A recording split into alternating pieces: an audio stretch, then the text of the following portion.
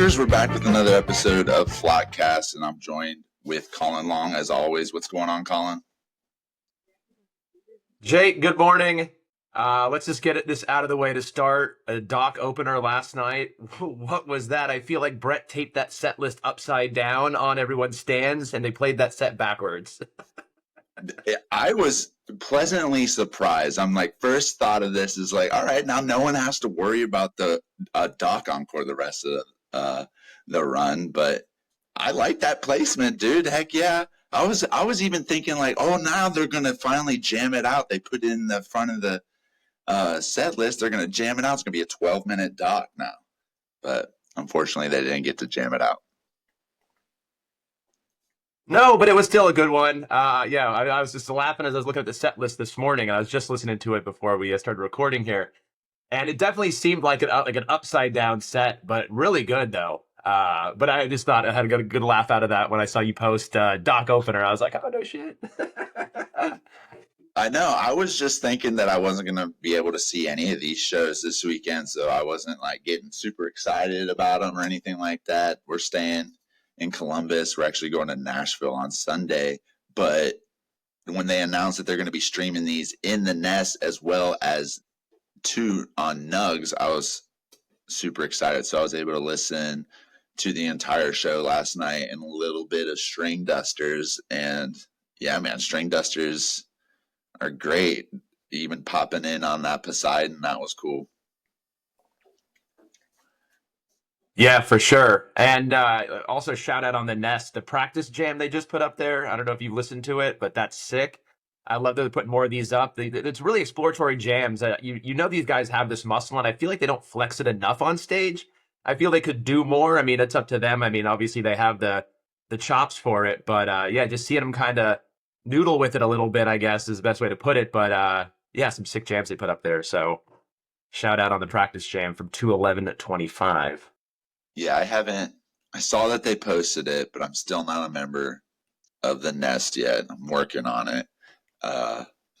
You know, but yeah, they definitely need to flex that muscle more of jamming in their stuff. I mean, not necessarily. We all know that they can do that, and that's why we go to their shows, right? I mean, we want to hear those jams. So them letting people that are part of that subscription service hear that, that's great. You know, it lets people know that are the hardcore fans that they're really working on that stuff. But yeah, I think that, like I said on the last episode, I think it was last episode, I forget now, but you know, every day that goes by, there's more content in the Nest. So it gains value as the days go on because, like I said, when it first started, it was kind of light, but now it's got every show since and then some. So we'll get you there eventually, Jake. We'll get you there. Don't worry. No, dude, so much stuff is just going on in my life. I'm working from a different station today. My computer is broken right now. Don't know what's going on with that, so I'm using Tiffany's work phone. So yeah, it won't wake from sleep mode. So we're trying to figure that out. And you know, just having a 2-year-old run around all the time. And we didn't have time to sign up for any subscription service. But let's not skip over the real big news, Colin. That was announced this week, right? Funkin' Good Foods official. Which news is that, Jake? Funkin' Good Foods official sponsor of Yeah. Dome. That's what we're talking about. Yeah, that was exciting. Right. It was exciting. You know, obviously I geek out on this stuff on the regular. In the same week, we had Surrender to the Flow. You know, we advertised in their publication. They gave us a shout out, and then Domefest as well. So as far as jam band nerd status, I was having a big week. And just yesterday, we launched our new energy gummies, the Rage On, dude. I'm so excited about these. The on sale is going crazy. If you go to funkingoodfoods.com and use promo code RageOn50, you'll get 50% off any coffee or gummies on the website. We'll run it for about a week or two here, but you know, we're never going to have this big a sale again because it's just, we want to get it out there. We want you to try it, but yeah, definitely go use Rage On 50 at yeah. Rage On 50? There we go. Yep, 50% off on all coffee and gummies. At checkout, right? Yep, like usual promo code stuff there. So we'll have that running for a little while, but it's a deep discount, so we're not gonna run it forever. So don't wait. Don't be like Lee and sleep on tickets for Stone Pony, and then you're next thing you know you're having to hustle for tickets. Hey, he left me on red. I texted him. I was trying to let him know that he was in my thoughts, and he just left me on red. So, Lee, I hope you have a good weekend seeing pigeons and your favorite type of music, bluegrass. Yeah. Yeah, and it's a cool week they kicked off. I'm really bummed I'm not going to be able to make any of these shows. I fly to New Orleans in the morning for work, so it's not all fun. But I'll try to do something on Bourbon Street while I'm there.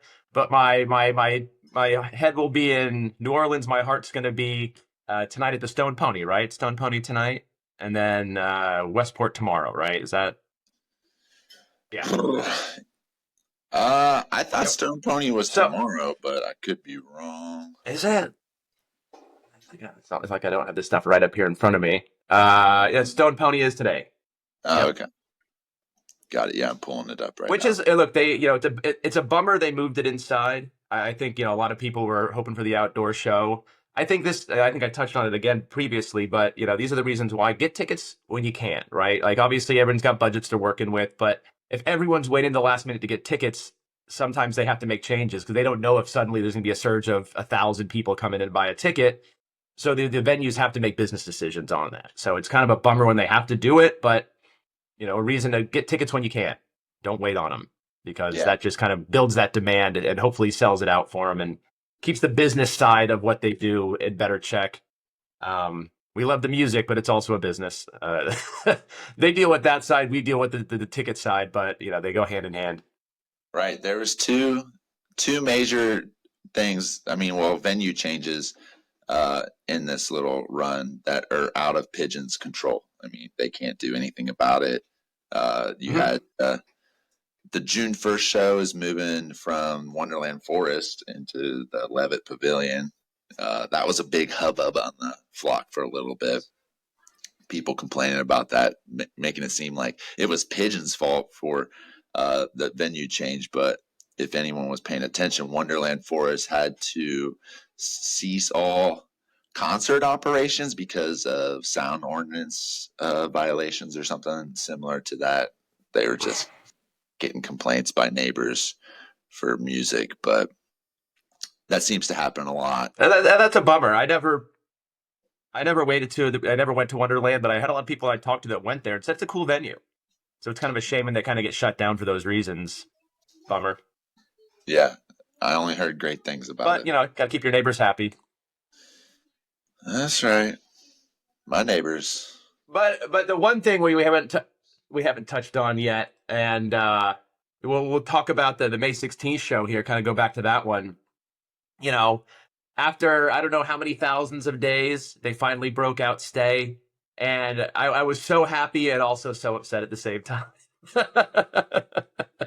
I've never had more FOMO for a song I've missed because I've been talking about that freaking song so much. I've been just chasing, and then they play it, and I'm not there. So happy for everybody. Yeah, definitely wasn't expecting that at all. Uh, I wasn't even expecting to be at this show. It was kind of like a last minute thing. I applied for PTO earlier in the year once they announced it, and it was denied. So I totally threw it into the wind, thinking that I wasn't going to make this show at all. But coming closer to the show day, I reapplied for PTO, and then it was approved. So last minute scramble, getting everything together. I contacted the venue, asked them if I could set up a booth. They were more than pleased to accommodate. So was able to get there, set up, and see the show. And yeah, I'm more than happy that I was able to make it. Not even for that stay. I was excited for that beanstalk in the first set. And I was like, oh my God, beanstalk, beanstalk. They're playing beanstalk. Do you know how rare this is? They're playing beanstalk. I even went to Dylan. I was like, Dylan, they're playing beanstalk. He's like, yeah, it's a rare song, huh? Knowing full well that they're about to play Stay in the second set, and he's laughing at my ass coming to the sound booth going like, oh, they're playing beanstalk, bro. But yeah, they came out Oh, with that's a so nice funny. Nice, hell yeah. This whole set, first set, super strong. Uh, Outdoor show. Show started with the sun still up, and Manny was still lighting us up. It was fantastic. They were not holding any of the stops because I believe the last show that they had scheduled in Asheville ended up being canceled because of the hurricane floods from last year. Yep. Yep. And you can tell when you go down there. I hadn't been down there into Asheville since the acid tests, and you can really tell how much the floods have had an effect on the community. Just going down the highway, you can see whole communities washed out, whole cities gone, and they're just rebuilding. And it's absolutely insane that that part of the country is still just like piecing things together. That's like such like it's almost like it's such a beautiful place. I love Asheville so much. The street that I live on right now, Yeah. live off of, goes directly down to Asheville. So all I had to do was turn left out of my road, take 23 south, all the way down to Asheville. Asheville is like directly south from Columbus, and all the way, Interesting. yeah, and all the way down to Asheville, all the way, even once you get to UNC Asheville, there is an ice cream place that started in Columbus, Ohio, and all the way down 23, there's Witt's Frozen Custard all the way down to Asheville. It's actually pretty cool. So once you, being from Ohio, you get a little taste of that down there. But let's look at this set list. We had Noodly Brooke sitting in, as well as Nathan Shulkin. I remember everyone went last time that Nathan was playing in Philly, how excited they were to have him on percussions and how much he added to the overall texture of the music. And once again, playing the bongos on King Kong, Mine, Julia, Beanstalk, Nothing But Flowers was fantastic. And they wrapped up that first set with a gnarly Beneath the Surface with Natalie Brooks. Gotta love it. And that is such a meaty set. I mean, from the hell yeah, mine, a giant Julia sandwich in there with beanstalk, and finish it off with beneath the surface, like flexing. I think Jeremy wasn't holding back, and so his birthday was the next day, right? It's the 17th. Yeah. So they're having a bit of a party that night, it seemed, and yeah, so some killer first set, and then going into the something for you stay. I mean, yeah, whatever. Yeah, and it's like that second set to come out with Something For You, which is like, a crowd favorite. Meanwhile, they're like really thinking, yeah, we got something for you. And I was actually at my booth when this was going on because I went back to it at set break because people were coming up, buying a few things, and I was like about to turn off my lights and go back up, and I hear the intro into Stay, and I'm like, oh my god, dude, no way! And I immediately just like make a beeline for Jack, who's on Jack and the whole group of people with Flockers that went there. You had freaking all of them over there by Ben's side, but I've made a beeline over there, and everyone's just going crazy, like, oh my god, jumping up and down. You could tell the people that were like really Pigeons fans that were understanding like what was happening and stuff What's like that. happening? Yeah. Yeah, and everyone else was just like, yeah, this is a good song, but like the Flockers were like, oh my god, Jack's like jumping like off the ground. You can see him, like Greg's laughing at him just playing and everything like that. I go over uh so Wyatt, right? Wyatt in the lyric Wyatt in Lightning, right? They're talking about he's leaving the band. It's going to be his loss. He was at the show, and I go over to him, and I'm like, hey, man, do you understand how long they haven't played this song? And he's like, what? He had no idea. And I'm just like, yeah, dude, they don't play this song anymore. But he was in town for Jeremy's birthday. Yeah. But yeah, dude, it was just crazy. The entire experience of seeing Stay and everything like that was crazy. Yeah, it's funny to think where, the little intro part, dun, dun, dun, dun, dun, dun, and people just going crazy and people looking around like it's you're not matching the music here. But I'm in my head, I'm just like I'm getting goosebumps right now thinking about it. But as soon as they just go bam bam bam and just hit that first like kick into the song, like I would have lost my goddamn mind. And if you're I hope they and don't. if you're Go ahead. listening to it, Greg is really having fun with the lyrics and stuff. You can really tell that he's like smiling when he's saying this stuff. So like, if you just like picture that, like how much fun like everyone is having on stage, it's fantastic. Give you a little bit more goosebumps. Yeah, yeah. I mean, but I hope they don't wait another 1,400 days or whatever it's been to play it again. It'd be great to see him dust it out. Keep it on the rotation for Dome Fest. I would love to see like a Dome Fest stay. I don't know, put it out there, but I feel like I would have just been like fried from here. But this show keeps going on, burning up my time, melting lights. And Not Who You Are is a song I really slept on for the first couple times they played it. And I was like, okay. And then like a week or two ago, I was listening to it and it's an earworm. It's in me now. I can't get rid of it. I love it. Yeah, and like it's one of those like valley songs when they do go up and then they come down to segue into something to come up again. But it's like a really good kind of chill vibe song to get you ramped up into like what they did, Schwanthem. And at this Hmm. point, I thought the show was going to be like close towards the end, and no, dude, they sandwich harder, better, faster into this Schwanthem. What do you like to call it, Colin? Schwimschen. Samsonite. That's why that was way off. uh, but But yeah, look, go ahead. uh, sorry, my phone started ringing here. But from here, the dun dun dun dun dun dun dun dun dun. Win a Minute is absolute beast of a song. It keeps going up in my rotation on like my YouTube. So it just keeps jumping into like play next, and I'm okay with it. I thought the song was funny at first, but like just that intro, it just like played in my head over and over again sometimes, and I'm just going dun dun dun dun dun dun dun dun. I don't know. It's stuck in my head. I'm okay with it though. No, it definitely is an earworm. Jeremy's brother was asking me about that after the show, saying that he really liked it. Wait a minute, wait a minute, wait a minute. He's like, "What's that song?" I was like, "It's called Win a Minute." Got to get a little bit of Win a Minute. Yeah, dude, I can't do it. uh, But that yeah, Greg rapping stuff is always great. And then they throw he's down. crushing it lately. Absolutely, everyone is.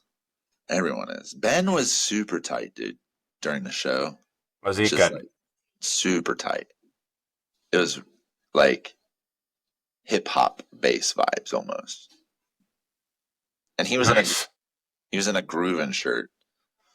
Grooving to Survive Die. That was cool seeing him come out Hell yeah. with that on. But then they wrapped up the show with a crazy avalanche. No, gave the people of Asheville what they wanted, baby. Yeah. That's a strong close to a strong show. Uh, yeah. The FOMO continues as the guys going out there and just keep going. Not to jump ahead to the next set, but it's funny because on YouTube yesterday, they put some of the rig rundowns that had been on the Nest. So it was cool seeing Greg kind of do his rundown. I liked that. I watched it again. I went through Jeremy's, and then as soon as I got to Gators, I was like, wait a second. You could tell this was recorded a while ago because there's no handpan on there. I was like, I was really hoping that he would talk about that a little bit more because I'm like, they played that now a bunch of times. He's loving that thing. I mean, I'm getting more into it, but it's seeing how excited he gets about Labyrinth it's hype mode. I mean, I love it. So definitely would like to see him do an updated rig rundown and talk a little bit about that and kind of get some background on how that came about because it's such a cool little addition, a new toy he has. Yeah, I know. I watched most of the Gator one. I haven't been able to watch the Jeremy and Greg one, but I'm excited to watch those. I need to sit down and really study those. I always love watching those videos of artists like explain their stuff. If you ever watch Trey talk about his like setups and stuff, it's just like gives you a different ass like insight, especially if you're not a musician into what's going on with them on stage, and it's just like it blows my mind. I love that stuff. I love listening to like coaches talk about like their techniques and stuff like that. So like used to be a coach, so that's like how I like really like getting in the minds of like how people work and how they're passionate about stuff. Once they talk about things that they use and stuff, you can understand like how passionate they are about stuff, and like they don't have like they have really quality instruments, and you're like, oh wow, they really do care about the things that they're working on. Like just thinking about Gator talk about his like the tightness of his snare. You know what I mean? It's just like, oh, dude, you don't even think about that. What's a loose snare sound like compared to like how Gator's drumming and stuff? But yeah, I always love that stuff. Yeah, well, for me, there was always that one. I guess called the pancake stack. I forget what it is. It's like the three cymbals on top of each other, and I've always wondered what the hell that thing is. And I realized that's the clap. That's what when he hits that noise. I'm like, oh shit, that's. So yeah, I mean, even though they're speaking gibberish to me, I don't understand. I'm not a musician, so hell if I understand what a tube screamer is or whatever whatever stuff Jeremy's talking about. But I love it. I wish I understood more of it, but people that are, gear geeks would definitely like, they would really know what's going on there. So glad to see him keep doing that. Greg's was cool. He's so engaging, with the camera, obviously being a front man, he's kind of got that energy. But it was funny. I was laughing at it because, they're like, oh, I put this, they hit the pedal. All right, this sound, and they kind of make like little psychedelic noises. But when Gator was doing his, he's like, okay, this is like this is this. And he goes bang. And it's, he's just like hitting them, but one by one, they don't have the same effect as him doing his full thing. So it was just kind of I don't know. I thought that was funny. Yeah. It doesn't translate as well because he's just kind of, all right, yep, this is this boom, boom. But he put it together and it's like bananas. And it seems like this show between doing the Labyrinth up funk with drums, was that just a very extended, I haven't listened to it yet, but it was, I guess, a very extended drum section for Gator. So it went. What's it say on Fantasy Tour about it? So I think he it says up funk, drums, Labyrinth, fun and funk. Yeah, so in the drum solo of Fun and in Up Funk went right into Labyrinth. It was like really smooth. I feel like Okay. remembering, and then right into Fun and Funk, like that whole segue. Dude, I don't hate when they play one sets. It's not preferred for me if I'm going to a show. I want to see two sets, right? But when they do the Sure. one set shows, they are ultra tight, ultra party. Like this set is fantastic with the Poseidon pop off, Cashmere into Up Funk, into the drums, into Labyrinth. It's just absolute fire. And like Yep. the one set, like all these one sets are going to be insane. There's not going to be Mm-hmm. like fluff or anything with them. Even when like people think that Doc is like a fluff song, they open with it and blow our minds with this song that like most people are like, I don't want to hear that. But then it's like it's an opener. It's like it totally changes everything about this song. I don't even know why. Well, look, half the times when a doc is playing, I'm looking at my friends going, all right, we heading out of here in a minute. All right, should we call the Uber in a second? We're making plans to get to the next one. So usually, like, kind of half distracted in the dock trying to figure out, like, all right, all right, split in 5 minutes. All right, song's over. Let's hit the road. So here it's like, you're kind of thrown for a loop and you're like, oh, hang on, we're just digging into this now. Right. But yeah, I'm looking. But yeah, I mean, okay. I was just saying I'm looking super forward to the rest of these shows, just to see what they do with these one sets and how they utilize the string dusters and add to their music. It's gonna be fun. Yeah, so as soon as we're done here, I'm going to keep listening because I only got through like half of Time to Ride so far. But to Get Lucky, I want to hear as well because I think they brought on a bunch of the string dusters for that encore, if I'm not mistaken. Yeah, I believe everyone was on stage for that. But yeah, cool. I mean, look, I love when they do that. Like that's Dogs, Frasco, Pigeons tour. Like every encore had 30 people on stage. It felt like, like cool, it's a party. Bring everybody out. I think that's like a cool vibe that they do when they have these kind of multi-band shows. Yeah, I don't think anyone's ever against that since, Dome Fest All Stars is always a popular thing. It's almost like that's what they're doing. Uh, I am low key really excited for Dome Fest All Stars this year. It's like, the more I go to Dome Fest, there's certain things I look forward to. Putting another Dome People on my song count. I'm looking forward to a Dome People. There's certain things you can expect, and yeah, an All Star set is going to be hot. I'm looking forward to it. Yeah. Well, Colin, kind of a short one today. Wanted to go over that Pisgah Brewing Company show and then last night's show. But let's go ahead and go over tour dates and we'll get out of here. Sound good? Yeah, man, let's do it. All right. So tonight we already talked about they're having a sold out show inside at the Stone Pony in Asbury Park, New Jersey. Got a lot of Pigeons fam up in that. So you guys enjoy that. And then the next night, it's going to be tight and it's going to be hot. I've never been there, but I've heard that's the story. So enjoy that. Yeah, fellas. just don't have to go to the bathroom at all. Don't try to go to the bathroom and get through that crowd. It's not a good time. But anyway, it'll be a good show. So have fun, everybody. Damn. So, and then the next night, we talked about this one too. They're at the Westcott Theater in Syracuse, New York. And then June 1st, they head to Levitt Pavilion in Connecticut. June 2nd, they're at Treehouse Brewing Company in Massachusetts.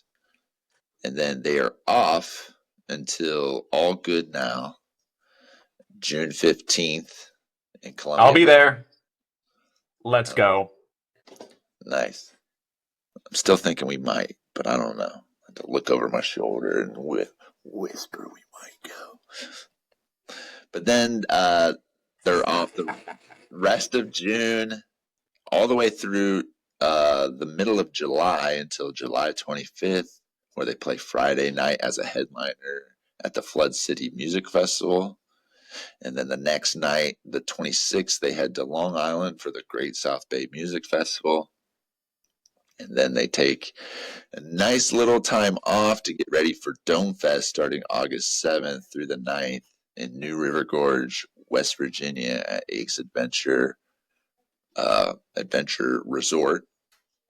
They got a lot of options, man. I saw people got paintball, you got zip lining with the band, Yep. which is sold out. That's great for them. Multiple hiking options. You've got water park, food there, restaurant, and then what else are you doing? Whitewater rafting. So you got plenty of options for plenty of fun. And then a new announcement. And also Groovin' to Survive Dies and funkin' good foods. That's right, baby. Come hang out. We'll be next to each other. It's going to be a hell of a vibe. We got coffee. We got dies. It's going to be fun. But then new announcement. Yeah, and I will say, though, shout out to the guys. Oh, hold on. Shout out to the guys at Ace Adventure. They're the coolest people. They've been so helpful with the sponsorship, with all the vending stuff. Like, they've been really easy, really responsive. Like, there's really been great to work with. So Chris Collin, and I'm sure he's listening right now. But anyway, shout out, dude. The guy's cool as hell. Really helping us get everything set up for it. So appreciate it. Nice. Yeah, I've talked to Chris a little bit too. But then also, saying this new announcement at Nelson Ledge's Summer Dance. Pigeons is going to be a co-headlining with Lotus for a Thursday night and then doing a Friday night show. Ooh. 2 Ohio shows that are looking that's like trying to I'm trying to convince myself of all the reasons to go to that. That just seems like something not to miss. That was like a hot late add to the summer, and I'm like, I hear that venue or that place is cool. Nelson Ledges, yeah, I've never even been. I'm from Ohio. I can't believe I've never been there. Thursday and Friday is going to be hard for me to swing, so I don't know if I'll be there for that. But they got 2 more shows left on their tour dates, and it's the Bristol Rhythm and Roots reunion and then Suwannee Halloween for Halloween in Florida. That's all I got right now, guys. Well, all right. What do you think, Colin? Yeah, I think that's good for air. I'm off to New Orleans. Everyone, be safe on tour, on the road. Drive safe, but be responsible. And Jake, I'll see you when I get back. We'll have to get on next week to talk about some of these shows. I'm sure there will be a lot to talk about. Yeah, we're gonna have to get a guest this time. Oh yeah. All right, buddy. All right. Well, thanks everybody. We'll see you next time. Cool.